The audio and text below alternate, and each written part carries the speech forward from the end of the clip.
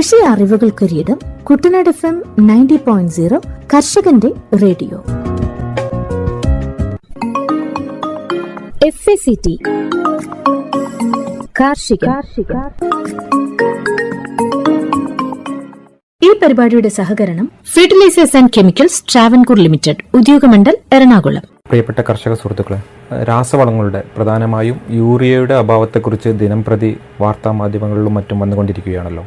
ശരിക്കും ഈ ഒരു അളവിൽ യൂറിയയുടെ ആപ്ലിക്കേഷൻ നമ്മുടെ മണ്ണുകൾക്ക് വേണോ എന്ന് നമ്മൾ തിരിച്ചറിയേണ്ടതാണ്. യൂറിയയുടെ അമിത ഉപയോഗം വിളകൾക്കും മണ്ണിനും പരിസ്ഥിതിക്കും മനുഷ്യന്റെ ആരോഗ്യത്തിനും ദോഷകരമാണ്. ഫോസ്ഫറസ്, പൊട്ടാസ്യം തുടങ്ങിയ മറ്റ് നിർണായക പോഷകങ്ങളെ സന്തുലിതമാക്കാതെ നൈട്രജനു വേണ്ടി യൂറിയയെ അമിതമായി ആശ്രയിക്കുന്നതാണ് അമിത പ്രയോഗത്തിന് പലപ്പോഴും കാരണം. ഇത് ചെടികൾക്ക് കേടുപാടുകൾ വരുത്താനും വിളവ് കുറയ്ക്കാനും വെള്ളവും വായുവും മലിനമാക്കാനും ഇടയാക്കും. മറ്റു രാസവളങ്ങളുമായി താരതമ്യം ചെയ്യുമ്പോൾ യൂറിയയുടെ വില പലപ്പോഴും കുറവാണ്. ഒരു ബാഗിന് 266 രൂപ എന്നത് പലപ്പോഴും കുറവാണ് എന്ന ഒറ്റൊരു ഘടകം വെച്ച് മാത്രമാണ് നമ്മൾ പലപ്പോഴും യൂറിയയെ ഇത്രയധികം ഉപയോഗിക്കുന്നത്. യൂറിയ എന്ന് പറയുന്നത് ഒരു സ്ട്രൈറ്റ് ഫെർട്ടിലൈസറാണ്. അതായത് നൈട്രജൻ എന്ന് പറയുന്ന ഒരു മൂലകം മാത്രമാണ് ഇത് സസ്യത്തിന് പ്രദാനം ചെയ്യുന്നത്. ഈ നൈട്രജൻ പ്രദാനം ചെയ്യാൻ വേണ്ടിയിട്ട് നമുക്ക് യൂറിയയെ മാത്രം ആശ്രയിക്കേണ്ട ഒരു സാഹചര്യമില്ല. അനവധി സോഴ്സുകളിൽ നിന്ന് നമുക്ക് ഈ നൈട്രജൻ ലഭ്യമാവുന്നതാണ്. മറ്റു രാസവളങ്ങളായ NPK അടങ്ങിയിരിക്കുന്ന കോംപ്ലക്സ് വളങ്ങൾ, ഓർഗാനിക് വളങ്ങൾ, നാനോ വളങ്ങൾ, ബയോ ഫെർട്ടിലൈസേഴ്സ് ഇവയിലെല്ലാം തന്നെ ചെടിക്ക് ആവശ്യമായ രീതിയിൽ നൈട്രജന്റെ അളവ് അടങ്ങിയിട്ടുണ്ട്. അമിതമായ യൂറിയ വളപ്രയോഗം മൂലം സസ്യങ്ങളെ ബാധിക്കുന്ന ദോഷങ്ങൾ. അമിതമായ യൂറിയയിലെ ഉയർന്ന ഉപ്പിന്റെ അളവ് മണ്ണിന്റെ ഓസ്മോട്ടിക് മർദ്ദം വർദ്ധിപ്പിക്കുന്നു. ഇത് വെള്ളത്തിന്റെ ഒഴുക്കിനെ വിപരീത ദിശയിലാക്കുകയും ചെടിയുടെ വേരുകൾക്ക് നിർജ്ജലീകരണം സംഭവിക്കുകയും ചെയ്യുന്നു. സസ്യങ്ങളുടെ വേരുകൾക്ക് കേടുപാടുകൾ സംഭവിക്കാനും നശിക്കാനും സാധ്യതയാണ്.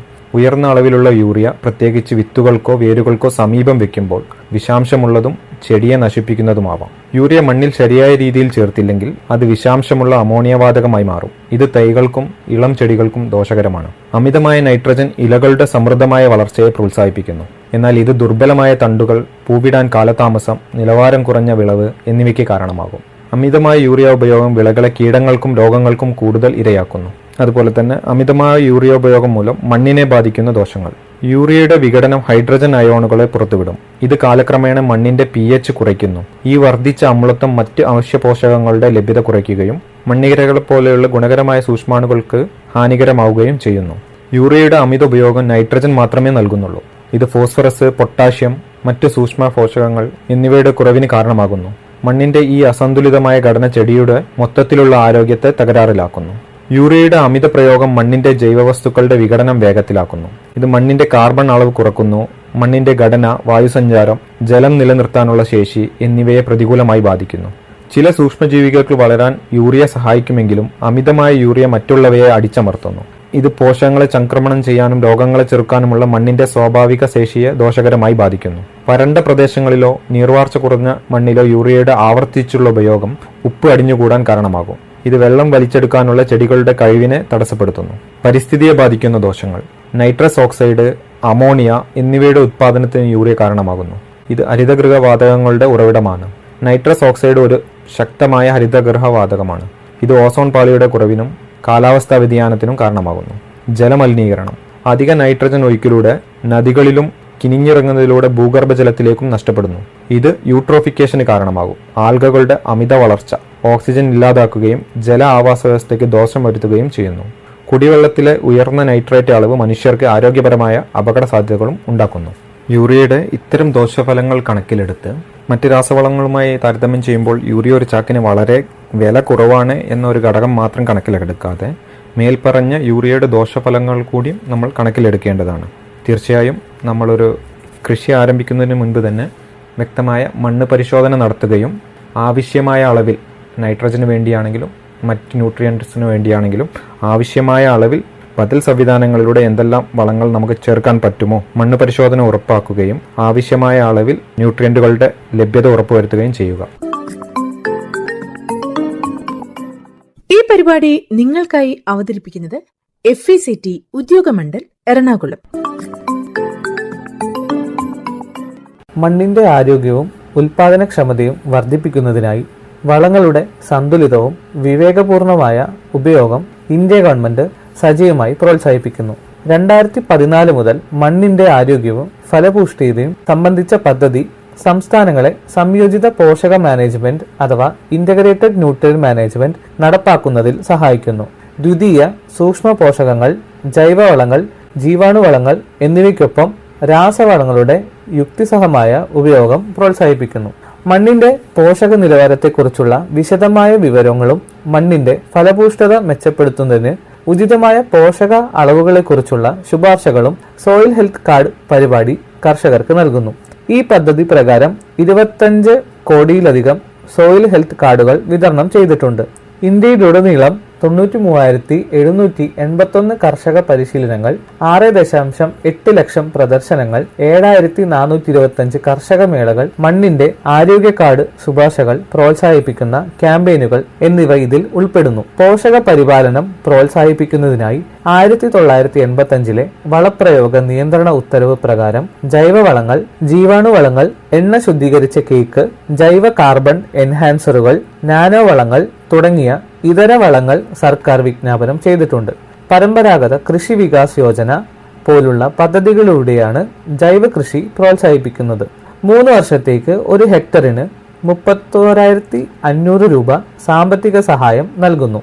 വടക്കുകിഴക്കൻ മേഖലയ്ക്കുള്ള മിഷൻ ഓർഗാനിക് മൂല്യ ശൃംഖല വികസനം 3 വർഷത്തേക്ക് 1 ഹെക്ടറിന് 46,500 രൂപ, ജൈവ ഉൽപാദനത്തിന് 15,000 രൂപ നേരിട്ടുള്ള ആനുകൂല്യങ്ങൾ വാഗ്ദാനം ചെയ്യുന്നു. 2023 ജൂൺ 28 സാമ്പത്തിക കാര്യങ്ങളുടെ ക്യാബിനറ്റ് കമ്മിറ്റി ഭൂമാതാവിന്റെ പുനഃസ്ഥാപനം, അവബോധം സൃഷ്ടിക്കൽ, പോഷണം മെച്ചപ്പെടുത്തൽ എന്നിവയ്ക്കുള്ള പ്രധാനമന്ത്രി പരിപാടിയായ PM പ്രണാം അംഗീകാരത്തിൽ വന്നു. സുസ്ഥിരവും സന്തുലിതവുമായ വളപ്രയോഗം, ബദൽ വളങ്ങൾ, ജൈവകൃഷി, വിഭവ സംരക്ഷണ സാങ്കേതിക വിദ്യകൾ എന്നിവ പ്രോത്സാഹിപ്പിക്കുന്നതിൽ സംസ്ഥാനങ്ങളെയും കേന്ദ്രഭരണ പ്രദേശങ്ങളെയും പിന്തുണയ്ക്കുന്ന ഈ രാജ്യവ്യാപക സംരംഭമാണിത്. എല്ലാ സംസ്ഥാനങ്ങളും കേന്ദ്രഭരണ പ്രദേശങ്ങളും PM പ്രണാമിൽ പങ്കെടുക്കുന്നു. കഴിഞ്ഞ 3 വർഷത്തെ ശരാശരി ഉപയോഗവുമായി താരതമ്യപ്പെടുത്തുമ്പോൾ ലാഭിച്ച വളം സബ്സിഡിയുടെ 50% വാഗ്ദാനം ചെയ്തുകൊണ്ട് രാസവള ഉപഭോഗം കുറയ്ക്കുന്നതിനുള്ള പ്രോത്സാഹനങ്ങളും ഇത് നൽകുന്നു. കഴിഞ്ഞ 3 വർഷത്തെ ശരാശരി ഉപയോഗവുമായി താരതമ്യപ്പെടുത്തുമ്പോൾ ലാഭിച്ച വളം സബ്സിഡിയുടെ 50% വാഗ്ദാനം ചെയ്തുകൊണ്ട് നമ്മുടെ നാട്ടിൽ അമിതമായി ഉപയോഗിച്ച് കണ്ടുവരുന്ന യൂറിയ, DAP, MOP എന്നീ രാസവളങ്ങളുടെ ഉപയോഗം കുറയ്ക്കുന്നതിനുള്ള പ്രോത്സാഹനങ്ങളും ഇത് നൽകുന്നു. യൂറിയയുടെ ഉപയോഗം കുറയ്ക്കുന്നതിനും സമീകൃത രാസവള പ്രയോഗം പ്രോത്സാഹിപ്പിക്കുന്നതിനും കേന്ദ്ര സർക്കാർ വിവിധ പദ്ധതികൾ നടപ്പാക്കുന്നുണ്ട്.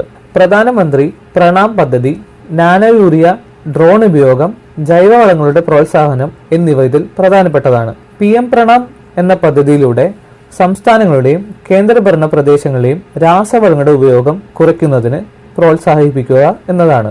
രാസവളങ്ങളുടെ ഉപയോഗം കുറയ്ക്കുന്ന സംസ്ഥാനങ്ങൾക്ക് സബ്സിഡി ഇനത്തിൽ ലാഭിക്കുന്ന തുകയുടെ 50% കേന്ദ്രം സഹായധനമായി നൽകും. ജൈവവളങ്ങളുടെ ഉപയോഗം പ്രോത്സാഹിപ്പിക്കുകയും രാസവളങ്ങളുടെ ഉപയോഗം കുറയ്ക്കുവാൻ ബോധവൽക്കരണം നടത്തുകയും ചെയ്യുന്നു. നാനോ യൂറിയ, നാനോ DAP പോലുള്ള നാനോ വളങ്ങൾ പ്രോത്സാഹിപ്പിച്ച് രാസവളങ്ങളുടെ ഉപയോഗം കുറയ്ക്കുക. നാനോ വളങ്ങളെക്കുറിച്ച് കർഷകർക്ക് അറിവ് നൽകുന്നതിനായി ശില്പശാലകൾ, വെബിനാറുകൾ, ബോധവൽക്കരണ പരിപാടികൾ എന്നിവ സംഘടിപ്പിക്കുന്നു. PMKSK അഥവാ പ്രധാനമന്ത്രി കിസാൻ സമൃദ്ധി കേന്ദ്രങ്ങൾ വഴി നാനോ വളങ്ങൾ ലഭ്യമാകുന്നു. സാധാരണ യൂറിയയേക്കാൾ കൂടുതൽ ഫലപ്രദമാണ് നാനോ യൂറിയ. ഇത് മണ്ണിലെ മലിനീകരണം കുറയ്ക്കാൻ സഹായിക്കുന്നു. വളം വിതരണത്തിനുള്ള ഡ്രോൺ ഉപയോഗം. നാനോ വളങ്ങൾ, കീടനാശിനികൾ എന്നിവ തളിക്കുന്നതിന് ഡ്രോണുകൾ ഉപയോഗിക്കുന്നത് പ്രോത്സാഹിപ്പിക്കുക. സ്വയം സഹായ സംഘങ്ങളിലെ 15,000 സ്ത്രീകൾക്ക് ഡ്രോണുകൾ നൽകി കാർഷിക മേഖലയിൽ അവരുടെ പങ്കാളിത്തം വർദ്ധിപ്പിക്കുക എന്നതും ഈ പദ്ധതിയുടെ ഉദ്ദേശമാണ്. വളങ്ങൾ കൃത്യമായി വിതരണം ചെയ്യാനും വിളവ് വർദ്ധിപ്പിക്കാനും പ്രവർത്തന ചെലവ് കുറയ്ക്കാനും ഇത് സഹായിക്കും. രാസവളങ്ങൾക്കൊപ്പം ജൈവവളങ്ങളും ബയോ ഫെർട്ടിലൈസറുകളും സംയോജിതമായ നിലയിൽ ഉപയോഗിക്കണമെന്നും ഈ പദ്ധതിയിലൂടെ നിർദ്ദേശിക്കുന്നു. ഈ പദ്ധതികളെല്ലാം കർഷകർക്ക് ആധുനിക സാങ്കേതിക വിദ്യകൾ ഉപയോഗിക്കുന്നതിനും മണ്ണിലെ ആരോഗ്യം മെച്ചപ്പെടുത്തുന്നതിനും കൂടുതൽ സുസ്ഥിരമായ കാർഷിക രീതികൾ പ്രാവർത്തികമാക്കുന്നതിനും സഹായകമാകും. ഈ പരിപാടി നിങ്ങൾക്കായി അവതരിപ്പിക്കുന്നത് FECT ഉദ്യോഗമണ്ഡൽ എറണാകുളം. കേര കൃഷി മേഖലയ്ക്ക് സമഗ്ര പദ്ധതികളുമായി നാളികേര വികസന ബോർഡ്. കേര കൃഷിയെ സംരക്ഷിച്ച് മെച്ചപ്പെട്ട പരിപാലന മുറകൾ സ്വീകരിച്ച കർഷകർക്ക് പ്രതീക്ഷ നൽകി ജൂലൈ മാസത്തെ നാളികേരത്തിന്റെ വില കിലോയ്ക്ക് 75 രൂപ കടന്നു. കേരളത്തിൽ 2023-24 കണക്കനുസരിച്ച് 7.65 ലക്ഷം ഹെക്ടറിൽ വിസ്തൃതിയിൽ തെങ്ങുകൃഷിയുണ്ട്. പ്രതി ഹെക്ടർ ഉൽപാദനക്ഷമത 7211 നാളികേരമാണ്. വിസ്തൃതിയിൽ മുമ്പിലാണെങ്കിലും ദക്ഷിണേന്ത്യൻ സംസ്ഥാനങ്ങളായ കർണാടക, തമിഴ്നാട്, ആന്ധ്രാപ്രദേശ് എന്നിവയൊക്കെ ഉൽപാദനക്ഷമതയിൽ കേരളത്തെ പിന്നിലാക്കി.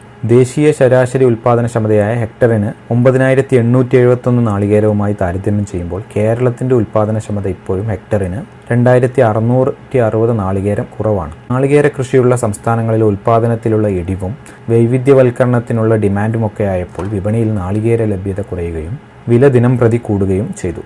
തെങ്ങുകൃഷിയെ പ്രധാന തോട്ടവിളയായി പരിഗണിച്ചുള്ള ശാസ്ത്രീയ പരിപാലന മുറകളുടെ അഭാവം, കാറ്റുവീഴ്ച എന്ന മാറാവ്യാധി, പ്രായമുള്ള തെങ്ങുകളുടെ ആധിക്യം, തൊഴിലാളികളുടെ അഭാവവും വർദ്ധിച്ച പണിക്കൂലിയും ചെലവും മറ്റും നാളികേര കൃഷിയെ പ്രതികൂലമായി ബാധിച്ചു. വൈവിധ്യവൽക്കരണം നടപ്പാക്കിയെങ്കിലും അതിന്റെ ഗുണഫലങ്ങൾ കർഷകർക്ക് ലഭ്യമായി വരുന്നതേയുള്ളൂ.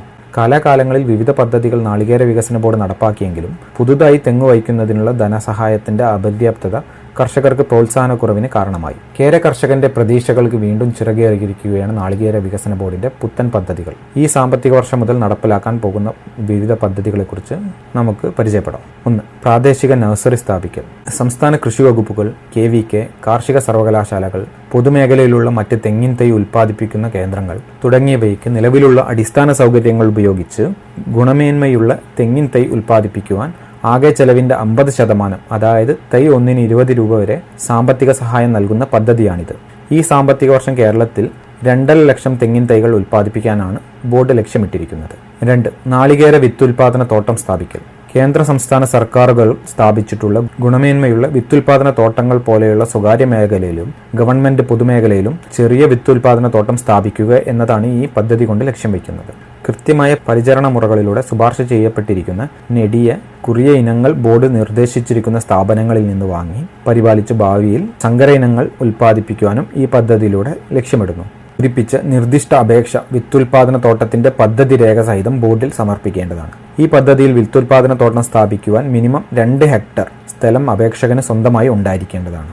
അപേക്ഷ ലഭിച്ചു കഴിഞ്ഞാൽ ബോർഡ് രൂപീകരിച്ചിട്ടുള്ള സമിതി അപേക്ഷകന്റെ പദ്ധതി പ്രദേശം സന്ദർശിക്കുകയും പരിശോധനാ റിപ്പോർട്ടിന്റെ അടിസ്ഥാനത്തിൽ അനുമതി നൽകും. അതിനുശേഷം അപേക്ഷകന് പ്രാരംഭ നടപടികൾ സ്വീകരിക്കാവുന്നതാണ്. 2 ഹെക്ടറിൽ മൊത്തം ചെലവിന്റെ 50%, പരമാവധി 7.2 ലക്ഷം രൂപ 3 വാർഷിക തവണകളായി നിബന്ധനകൾക്ക് വിധേയമായി നൽകുന്നതാണ്. പരമാവധി 4 ഹെക്ടർ വരെ ഈ പദ്ധതിയിൽ വിത്തുൽപാദന തോട്ടം സ്ഥാപിക്കാൻ പരിഗണിക്കുന്നതാണ്. 3. നാളികേര നഴ്സറി സ്ഥാപിക്കൽ. ഗുണമേന്മയുള്ള വിത്തു തേങ്ങകൾ അംഗീകൃത കേന്ദ്രങ്ങളിൽ നിന്ന് സംഭരിച്ചു അത്യുത്പാദന ശേഷിയുള്ള തെങ്ങിൻ തൈകൾ എല്ലാ പ്രദേശങ്ങളിലും ലഭ്യമാക്കൽ എന്ന ഈ പദ്ധതിയിലൂടെ ലക്ഷ്യമിടുന്നു. നിർദ്ദിഷ്ട അപേക്ഷാ ഫോറത്തിന്റെ വ്യക്തികൾ, സംസ്ഥാന പൊതുമേഖലാ സ്ഥാപനങ്ങൾ, NGOs, നാളികേര കൂട്ടായ്മകൾ എന്നിവയ്ക്കും അപേക്ഷ സമർപ്പിക്കാം. ഈ പദ്ധതിയിൽ ചെറിയ യൂണിറ്റ് നഴ്സറി സ്ഥാപിക്കുന്നതിന് കുറഞ്ഞത് 25 സെന്റിൽ 10,000 വിത്തു തേങ്ങകൾ പാകി 6250 തൈകൾ ഉൽപ്പാദിപ്പിക്കേണ്ടതാണ്. ആകെ ചിലവിന്റെ 50%, പരമാവധി 2,81,250 രൂപ വരെ 2 തുല്യ ഗഡുക്കളായി നിബന്ധനകൾക്ക് വിധേയമായി അനുവദിക്കുന്നതാണ്. പരമാവധി 1 ഏക്കർ സ്ഥലത്ത് 25,000 തൈകൾ ഉൽപ്പാദിപ്പിക്കുവാനും ഈ പദ്ധതിയിൽ ധനസഹായം നൽകുന്നതാണ്. ഒരു തൈ ഉൽപ്പാദിപ്പിക്കാൻ പരമാവധി 45 രൂപയാണ് അനുവദിച്ചിട്ടുള്ളത്. മുൻകാലങ്ങളിൽ തൈ ഉൽപ്പാദിപ്പിക്കാൻ 4 രൂപ ലഭിച്ചിടത്താണ് ഇപ്പോൾ 10 ഇരട്ടി വരെ ധനസഹായം വർദ്ധിപ്പിച്ചിരിക്കുന്നത്. സുസ്ഥിര ഉൽപാദനക്ഷമത വർധനവുള്ള സമഗ്ര കേര വികസന പദ്ധതി. ശാസ്ത്രീയമായ പരിചരണ മുറകളുടെ ഏകോപനമായി തെങ്ങു കൃഷിക്ക് ഉൽപാദനവും ഉൽപാദനക്ഷമതയും മെച്ചപ്പെടുത്താം. അനുയോജ്യമായ ഇടവിള കൃഷികളിലൂടെ കൃഷിയിടങ്ങളിൽ നിന്നുള്ള മൊത്തം വരുമാനം വർദ്ധിപ്പിക്കുന്നതിനായി 2 വർഷക്കാലയളവിൽ ക്ലസ്റ്റർ അടിസ്ഥാനത്തിൽ അനുവദിച്ചിരിക്കുന്ന പദ്ധതിയാണിത്. താൽപ്പര്യമുള്ള കർഷക കൂട്ടായ്മകൾ നിർദ്ദിഷ്ട അപേക്ഷാ ഫോറത്തിൽ അപേക്ഷിക്കേണ്ടതാണ്. ഈ പദ്ധതിയിൽ 1 ഹെക്ടറിന് 42,000 രൂപയുടെ ആനുകൂല്യങ്ങൾ 2 തുല്യ ഗഡുക്കളായി നൽകും. ഈ പദ്ധതിയിൽ ഉൾപ്പെട്ട കർഷകർക്ക് പരമാവധി 2 ഹെക്ടർ നാളികേര കൃഷിക്ക് ആനുകൂല്യം ലഭിക്കും. നിലവിലുള്ള അല്ലെങ്കിൽ പുതുതായി രൂപീകരിക്കുന്ന കേര കർഷക കൂട്ടായ്മകൾക്കും ബോർഡിൽ രജിസ്റ്റർ ചെയ്തിട്ടുള്ള കർഷക ഉൽപാദക സംഘങ്ങൾക്കും ഈ പദ്ധതിയിലേക്ക് നേരിട്ട് അപേക്ഷിക്കാം. നാളികേര വികസന ബോർഡിന്റെ നിബന്ധനകൾക്ക് വിധേയമായി കൃഷിഭവനുകൾക്കും ICR, KAU, KVK തുടങ്ങിയ കാർഷിക ഗവേഷണ സ്ഥാപനങ്ങൾക്കും നാളികേര വികസന ബോർഡിൽ സജീവ രജിസ്ട്രേഷനുള്ള കർഷക ഉത്പാദന സംഘങ്ങൾക്കും നാളികേര ഉൽപാദന കമ്പനികൾക്കും നാളികേര ക്ലസ്റ്റർ തിരഞ്ഞെടുത്ത് ഈ പദ്ധതി നടപ്പിലാക്കാനുള്ള ഏജൻസികളായി അപേക്ഷ സമർപ്പിക്കുവാൻ അവസരമുണ്ട്. നിർദ്ദിഷ്ട ക്ലസ്റ്റർ പ്രദേശത്ത് തെങ്ങ് പ്രധാന വിളയായിരിക്കണം. അതായത് ക്ലസ്റ്റർ വിസ്തൃതിയുടെ 80% തെങ്ങു കൃഷി ഉണ്ടായിരിക്കണം. നിർദ്ദിഷ്ട ക്ലസ്റ്റർ പ്രദേശത്തിന് വ്യക്തമായ 4 അതിരുകളുള്ളതും ക്ലസ്റ്റർ വിസ്തീർണം 25 ഹെക്ടർ മുതൽ 200 ഹെക്ടർ വരെ ഉള്ളതും ആയിരിക്കണം. പദ്ധതി പ്രദേശത്തിന്റെ 4 അതിരുകൾ രേഖപ്പെടുത്തിയിട്ടുള്ള സ്കെച്ച് അപേക്ഷയോടൊപ്പം സമർപ്പിക്കേണ്ടതാണ്.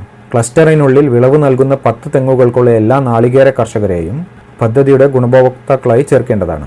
കേരളത്തിൽ ഈ വർഷം 85,000 ഹെക്ടറിലേറെ പ്രദേശത്ത് നേരിട്ട് ക്ലസ്റ്റർ അടിസ്ഥാനത്തിലാക്കാൻ ബോർഡ് ലക്ഷ്യം വയ്ക്കുന്നു. ബോർഡിന്റെ അറിയിപ്പനുസരിച്ച് 40,000 ഹെക്ടറിലേക്കുള്ള അപേക്ഷകൾ ഇതിനകം തന്നെ ലഭിച്ചത് കർഷക കൂട്ടായ്മകൾക്ക് ഈ പദ്ധതിക്കുള്ള സ്വീകാര്യതയുടെ ഉത്തമ ഉദാഹരണമാണ്.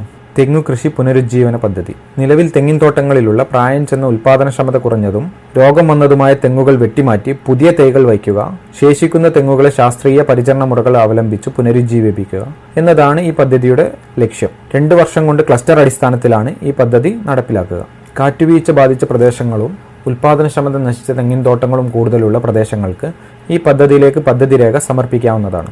1 ഹെക്ടറിൽ 32 തെങ്ങുകൾ വെട്ടിമാറ്റുന്നതിനാണ് പരമാവധി 32,000 രൂപ ധനസഹായം അനുവദിച്ചിട്ടുള്ളത്.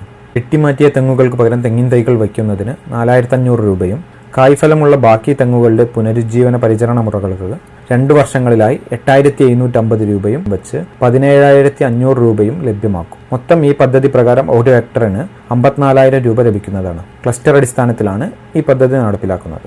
നാളികേര ടെക്നോളജി മിഷൻ പദ്ധതി. നാളികേര മൂല്യവർദ്ധിത ഉൽപ്പന്നങ്ങൾ നിർമ്മിപ്പിക്കുന്ന വ്യവസായശാലകൾ ആരംഭിക്കാൻ നാളികേര വികസന ബോർഡ് 25% സബ്സിഡി നൽകുന്നു. നാളികേര ടെക്നോളജി മിഷൻ പദ്ധതി പ്രകാരം നാളികേരത്തിൽ നിന്നുള്ള മൂല്യവർദ്ധിത ഉൽപ്പന്നങ്ങളായ തേങ്ങാപ്പാൽ, വിർജിൻ വെളിച്ചെണ്ണ, തൂൾ തേങ്ങ, പാക്ക് ചെയ്ത ഇളനീർ, coconut shell powder, activated carbon, മറ്റ് നൂതന നാളികേര ഉൽപ്പന്നങ്ങൾ തുടങ്ങിയവയുടെ യൂണിറ്റുകൾക്ക് നാളികേര വികസന ബോർഡിന്റെ ആനുകൂല്യങ്ങൾ ലഭ്യമാണ്. പ്ലാന്റ് ആൻഡ് മെഷീനറികൾ, മറ്റു അനുബന്ധ ഘടകങ്ങൾ എന്നിവയ്ക്കായി പദ്ധതി ചെലവിന്റെ 25%, അതായത് പരമാവധി 3 കോടി രൂപ ബോർഡ് ബാക്ക് എൻഡഡ് ക്യാപിറ്റൽ സബ്സിഡിയായി നൽകുന്നു. ഇത് ലോൺ അടിസ്ഥാനത്തിൽ നൽകപ്പെടുന്ന സബ്സിഡിയാണ്. സംരംഭം വിജയകരമായി പ്രവർത്തനം ആരംഭിച്ചതിനു ശേഷം ബാങ്ക് മുഖാന്തരം ഈ സബ്സിഡി ലഭ്യമാക്കും. മുൻ വർഷങ്ങളിൽ പദ്ധതിക്കുള്ള ആകെ ധനസഹായം 50 ലക്ഷം രൂപയായി നിജപ്പെടുത്തിയിരുന്നു. നാളികേരത്തോട്ടങ്ങളിൽ കീടരോഗ നിയന്ത്രണവുമായി ബന്ധപ്പെട്ട ഗവേഷണങ്ങൾക്കും നാളികേര സംസ്കരണവും മൂല്യവർദ്ധിത പ്രവർത്തനങ്ങളുമായി ബന്ധപ്പെട്ട ഗവേഷണങ്ങൾക്കും പൊതുമേഖലാ സ്ഥാപനങ്ങൾക്ക് 50 ലക്ഷം രൂപ മുതൽ 1 കോടി രൂപ വരെ ബോർഡ് സാമ്പത്തിക സഹായം നൽകും. ഈ പരിപാടി നിങ്ങൾക്കായി അവതരിപ്പിക്കുന്നത് FECT ഉദ്യോഗമണ്ഡൽ എറണാകുളം. കേര കൗശൽ കേന്ദ്ര. ചിരട്ട, ചകിരി തുടങ്ങിയ നാളികേര സാമഗ്രികളിൽ നിന്നും ആകർഷകമായ കരകൗശല വസ്തുക്കൾ നിർമ്മിക്കുവാനും ഒരു പൊതു കരകൗശല കേന്ദ്രത്തിന്റെ ഭാഗമായി പ്രവർത്തിക്കാനും താല്പര്യമുള്ള തൊഴിൽ രഹിതരായ യുവാക്കളെ പ്രോത്സാഹിപ്പിക്കുന്നതിനായി ബോർഡ് നാളികേര കരകൗശല നിർമ്മാണത്തിൽ ഒരാഴ്ചത്തെ പരിശീലനം നൽകുന്നു. നാളികേര അധിഷ്ഠിത കരകൗശല വസ്തുക്കളിൽ വിദഗ്ധ പരിശീലനം നൽകിക്കൊണ്ട് കരകൗശല അഭിരുചിയുള്ളവരും തൊഴിൽ രഹിതരുമായ യുവാക്കൾക്ക് സ്വയം തൊഴിൽ പ്രോത്സാഹനം നൽകുക എന്നതാണ് ഈ പദ്ധതിയുടെ ലക്ഷ്യം. ഈ പദ്ധതി പ്രകാരം തിരഞ്ഞെടുക്കപ്പെട്ട വ്യക്തികൾക്ക് ഒരാഴ്ചത്തെ പരിശീലനം നൽകും. ചിരട്ട, തൊണ്ട്, തെങ്ങിൻ തടി മുതലായവ ഉപയോഗിച്ച് ആകർഷകവും വിപണന സാധ്യതയുമായ കരകൗശല വസ്തുക്കൾ നിർമ്മിക്കുന്നതിൽ പരിശീലനം നൽകുന്ന പരിപാടിയാണിത്. പരിശീലനം വിജയകരമായി പൂർത്തിയാക്കിയാൽ സഹകരണ ഉൽപാദനത്തിനും വരുമാന സമാഹരണത്തിനും വേണ്ടിയുള്ള പൊതു കരകൗശല കേന്ദ്രങ്ങൾ രൂപീകരിക്കാൻ 2 ലക്ഷം രൂപ വരെ സാമ്പത്തിക സഹായം നൽകും. കേര സുരക്ഷ ഇൻഷുറൻസ് പദ്ധതി.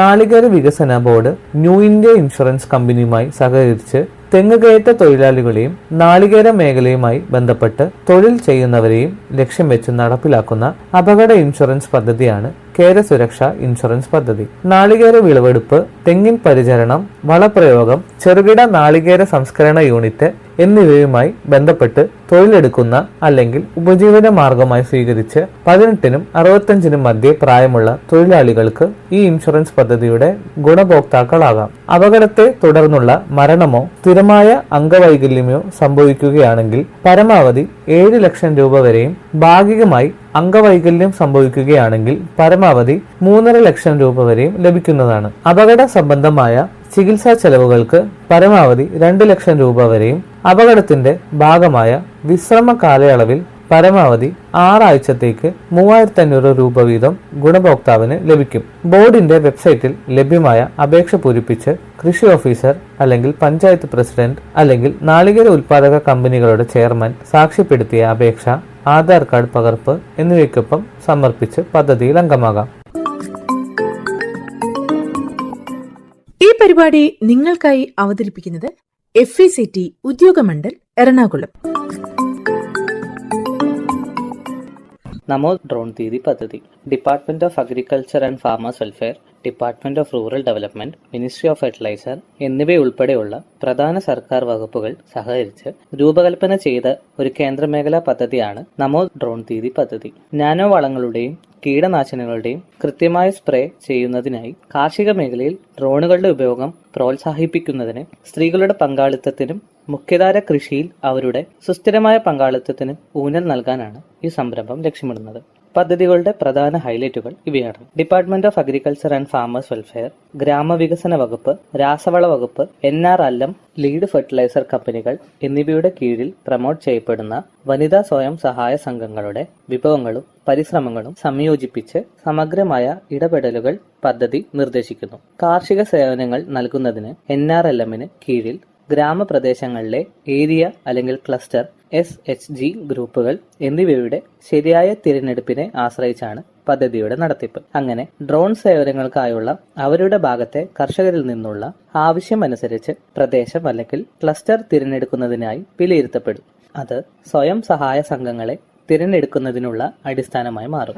സംസ്ഥാന കൃഷി വകുപ്പ്, സംസ്ഥാന mission directorate of NRLM, LFC, ICAR പ്രതിനിധികൾ എന്നിവരടങ്ങുന്ന സംസ്ഥാന തലത്തിലുള്ള കമ്മിറ്റി ഡ്രോണുകൾ നൽകുന്നതിനായുള്ള തിരിച്ചറിഞ്ഞ ക്ലസ്റ്ററുകളിലെ സംസ്ഥാനങ്ങളിലെ NRLM പ്രകാരമുള്ള പുരോഗമന വനിതാ സ്വയം സഹായ സംഘങ്ങളെ തിരഞ്ഞെടുക്കും. ഡ്രോൺ പൈലറ്റിന് വനിതാ SHG അംഗങ്ങളെ തിരഞ്ഞെടുക്കൽ, ഡ്രോൺ അസിസ്റ്റന്റ് പരിശീലനം എന്നിവ സമിതിയുടെ ഉത്തരവാദിത്തമാണ്. ജില്ല തിരിച്ചുള്ള ഡ്രോൺ ഉപയോഗം, ലഭ്യത, നിലവിലുള്ള വിടവ് എന്നിവയുടെ വിലയിരുത്തൽ, ഭാവി ആവശ്യകതകൾ തിരിച്ചറിയൽ, തിരഞ്ഞെടുത്ത വനിതാ SHGക്ക് LFC കീടനാശിനി കമ്പനികളുമായി ഏകോപിപ്പിച്ച് ബിസിനസ് നൽകൽ ഉറപ്പാക്കൽ എന്നിവയാണ് മറ്റു സവിശേഷതകൾ.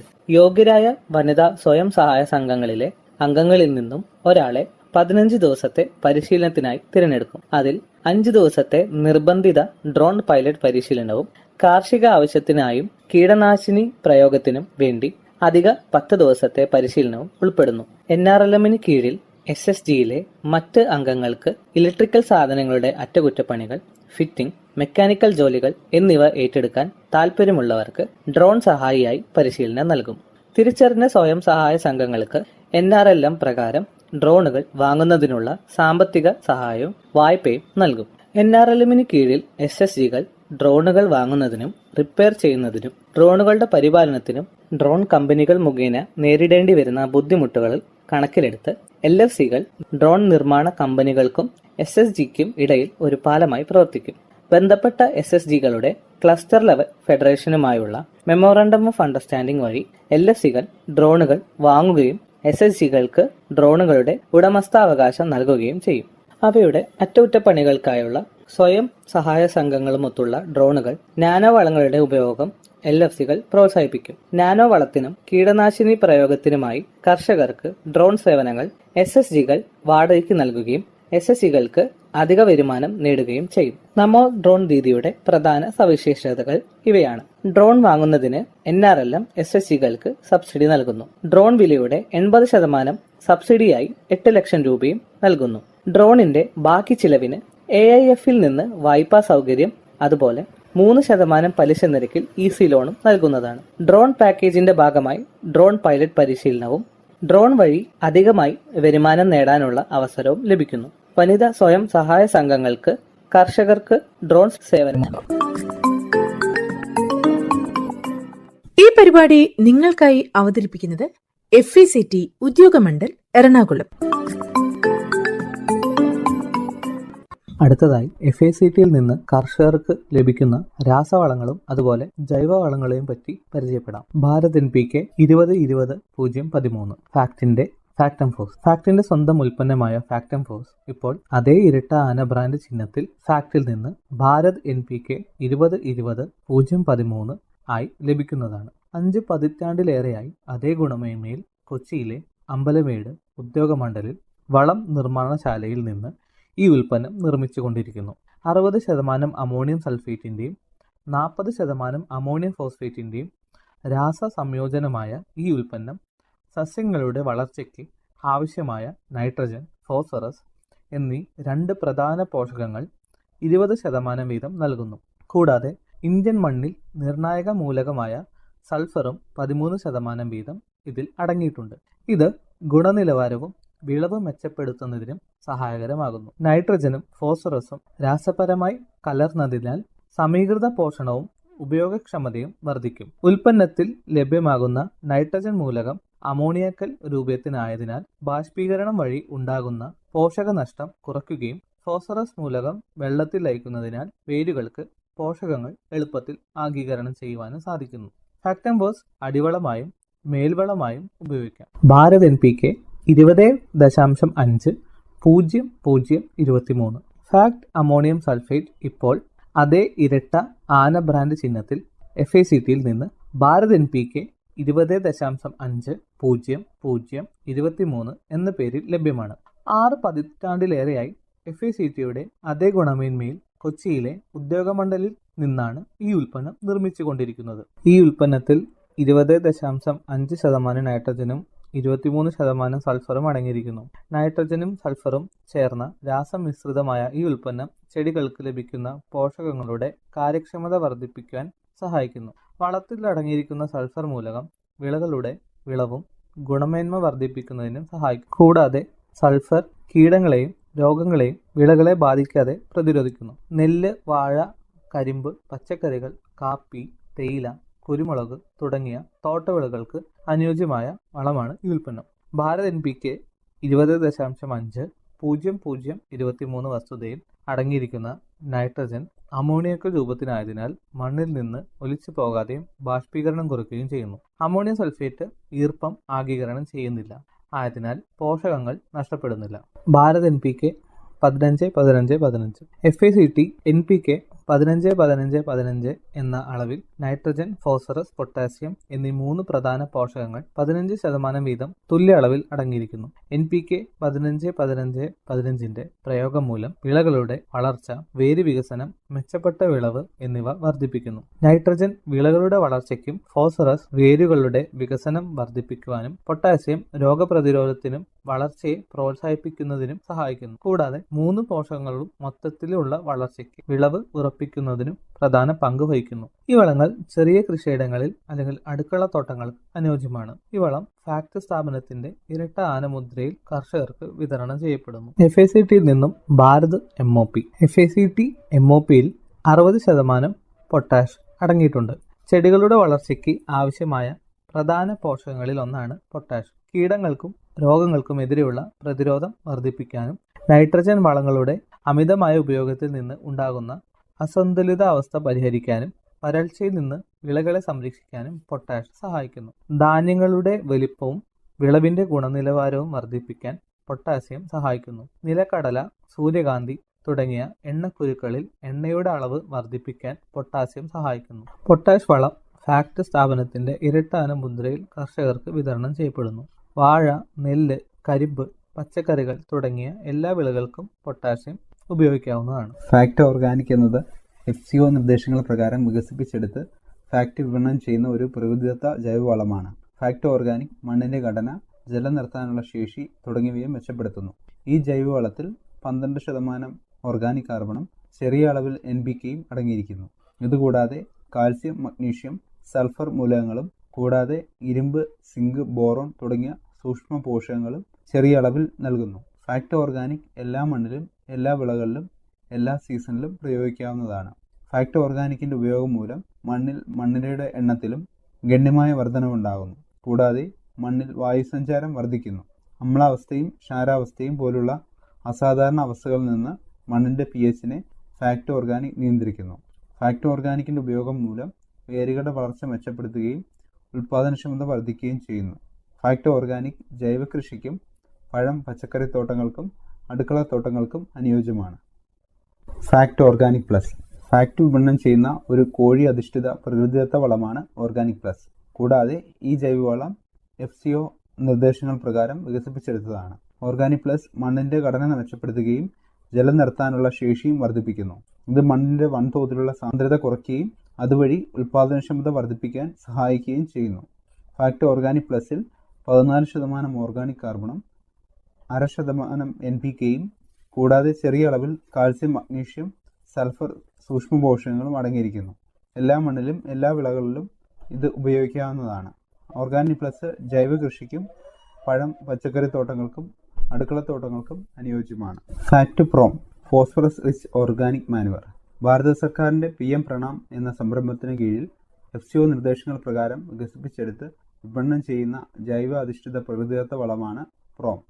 ഈ വളം FCO നിർദ്ദേശപ്രകാരം ഉൽപ്പാദിപ്പിക്കുന്നതാണ്.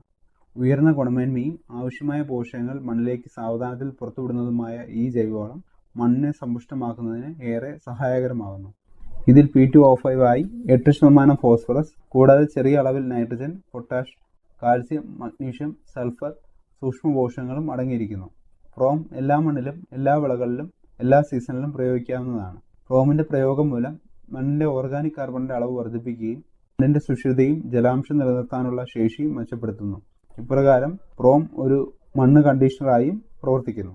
Fact FOM fermented organic manoeuvre. Fact FOM പരിസ്ഥിതി സൗഹൃദവും മണ്ണിൽ ദീർഘകാലം നിലനിൽക്കുന്നതുമായ പ്രകൃതിദത്ത ജൈവവളമാണ്. ഈ വളം FCO നിർദ്ദേശപ്രകാരം ഉൽപ്പാദിപ്പിക്കുന്നതാണ്. ഫാക്ട് FOMൽ നൈട്രജൻ, ഫോസ്ഫറസ്, പൊട്ടാസ്യം എന്നിവ കുറഞ്ഞത് 1 മുതൽ 2% വീതവും കൂടാതെ ചെറിയ അളവിൽ കാൽസ്യം, മഗ്നീഷ്യം, സൾഫർ, സൂക്ഷ്മപോഷകങ്ങളും അടങ്ങിയിരിക്കുന്നു.